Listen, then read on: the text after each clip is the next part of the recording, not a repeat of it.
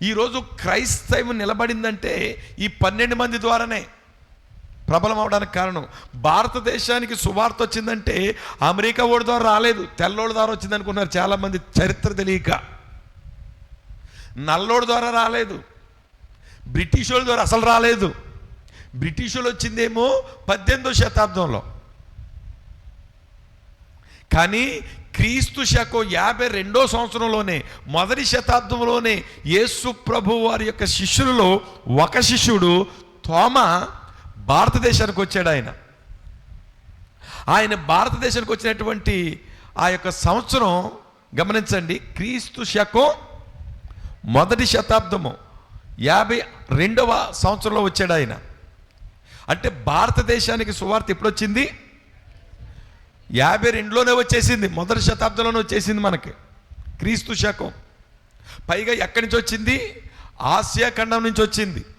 Africa నుంచి రాలేదు, America నుంచి రాలేదు, బ్రిటిష్ నుంచి రాలేదు, యూరప్ నుంచి రాలేదు. మనకి చాలామందికి తెలియక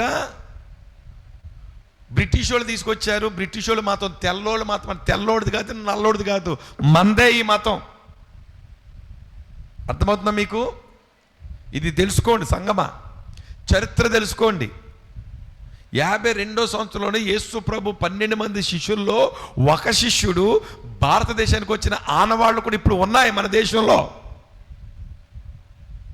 సెయింట్ థామస్ అనేటువంటి పేరు రావడానికి కారణం, మౌంట్ థామస్ అని పిలవడానికి చెన్నై నగరంలో కారణం, ఆనాటి యేసు ప్రభు 12 మంది శిష్యులను ఏర్పరచుకుంటే అందులో ఒక శిష్యుడు మన దేశానికి సువార్తను ప్రకటించింది బ్రాహ్మణుల మధ్య. మామూలు వ్యక్తులు కాదు, నంబూద్రీల మధ్య. కేరళ రాష్ట్రంలో నంబూద్రీలు అంటే నిష్ఠాతన బ్రాహ్మణులు అన్నమాట. వాళ్ళు నిష్ఠాతన అంటే వాళ్ళు చాలా నిష్ఠగా ఉండేవారు అనమాట. అట్లాంటి వాళ్ళ దగ్గరికి వచ్చి తోమా గారు సువార్తను ప్రకటించి వాళ్ళని శిష్యులుగా చేశాడు. అట్లాంటి సువార్త మొదటి శతాబ్దంలో వచ్చింది. ఇది చరిత్ర తెలిసిన వాళ్ళకి అర్థమవుతుంది. తెలియనటువంటి అమాయకులను పట్టుకుని ఏమంటున్నారంటే బ్రిటిష్ వాళ్ళు పట్టుకొచ్చారంట. బ్రిటిష్ వాడు ఏం తేలేదు. బ్రిటిష్ వాడు ఎందుకు వచ్చాడంటే వర్తకానికి వచ్చాడు, డబ్బుల కోసం, మన దేశాన్ని దోచుకోవడానికి వచ్చాడు.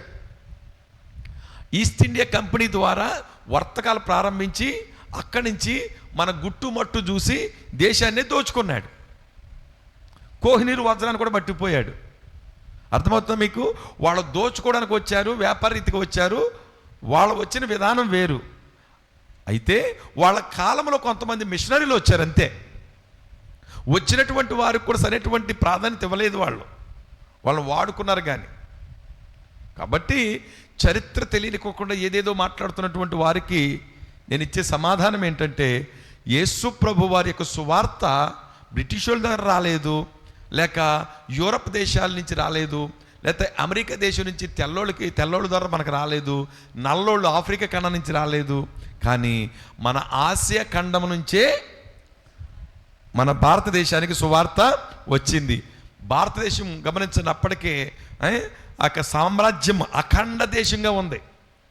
భారతదేశము అఖండ సామ్రాజ్యం, ఉటోమన్ సామ్రాజ్యం అంటారు. ఉటోమన్ సామ్రాజ్యం ఒక భారతదేశమే కాదు, మొత్తం పాకిస్తాన్ లాంటిది, చైనా లాంటిది, అలాగే ప్రక్కన మయన్మార్ లాంటిది, ఈ యొక్క హిమాచల్, ఆఫ్ఘనిస్తాన్, ఈ ప్రాంతాలన్నింటిని కలుపుకుని ఉటోమన్ అనేవాడు పరిపాలన చేశాడు. అప్పుడు భారతదేశమని కాదు.